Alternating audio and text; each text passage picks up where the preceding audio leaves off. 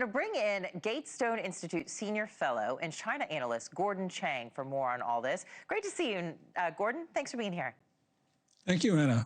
So we know Iran is vowing to keep blocking off the Strait of Hormuz. This is one of the first messages that we really heard from the new Ayatollah there. And we know Hormuz, the strait there, has a significant impact on a handful of countries, including China. So data from 2025, if we can look at this here, it showed that China buys more than 80% of Iran's shipped oil. That's according to analytics firm Kepler. How has the Iran conflict impacted China and Iran's oil trade? Well, China's still getting oil through the straits. It's basically got 11.7 million barrels for the first week, which is actually quite substantial. But we do know that gasoline prices in the first few days after the February 28th strike, in China, they increased 11.0%. And more important for the Chinese economy, diesel increased 13.5%. And that, of course, is substantial. So what we're seeing is a fragile economy being hit by these prices, but also the Chinese probably think that they can continue to get oil because the Iranians will send it through the strait, and we're not stopping it. So when we see that video of what it looked like before Operation Epic Fury, the Strait of Hormuz, and we saw all this maritime traffic, and now we see it, and there are a few specks, a few little boats moving around. Are you saying Iran is letting, who is Iran letting get through? What ships are getting through there right now? The ships that identify themselves as Chinese, and that Iranians do know which tankers are carrying oil that is bound for China. And I actually think that we cannot open up the straits until we completely close it down, because the Chinese right now have every incentive to keep this war going because they're getting oil and everybody else is not, which means they've got a competitive advantage against Japan, South Korea, Taiwan, et cetera. Sure. So I think we need to close the strait down, and that will give the Chinese an incentive to open it up. Wow, close it down so we can then open it up. You're one of the first ones I've heard to say it so succinctly that way.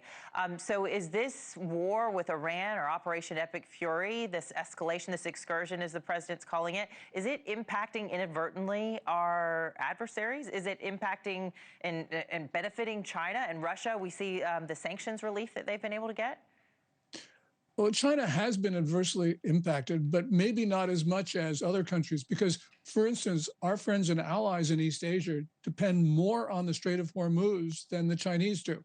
And the Chinese do have a very large strategic petroleum reserve, which is estimated to be about 140 days of import cover at the upper end of the range. Their range is like 900 million barrels to 1.2 billion barrels.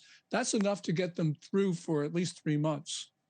All right. Well, I'm reading here that some European allies of the United States, Germany and France, they've been critical of the U.S. decision to lift these Russian oil sanctions. So what kind of a trickle-down impact could that have? Yeah, the Russian sanction relief is only for Russian oil that is already at sea. So it doesn't really benefit the Russians so much because they've already got paid for it. But clearly, if there were to be further Russian relief, that would help Moscow, and certainly Germany and France would be right about that. This is really important because it affects the Ukraine war as well as not only the war in Iran.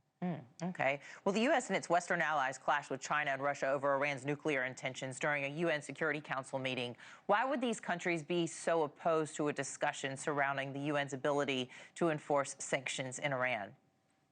Well, one thing, the Iranians have a nuclear weapons program largely because of China. China has directly transferred materials that are important for the development of those devices. Plus, also, China sent nuclear weapons technology through the AQ-Khan black market ring of Pakistan.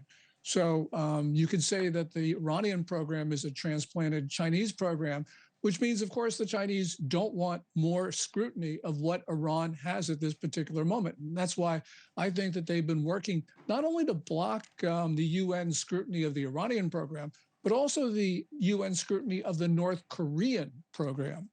All right. Gatestone Institute Senior Fellow and China Analyst Chang. Nice to see you. Thanks for joining us. Thank you for watching. Subscribe below and download our NewsNation app right now on your phone, and you will get fact-based, unbiased news for all Americans.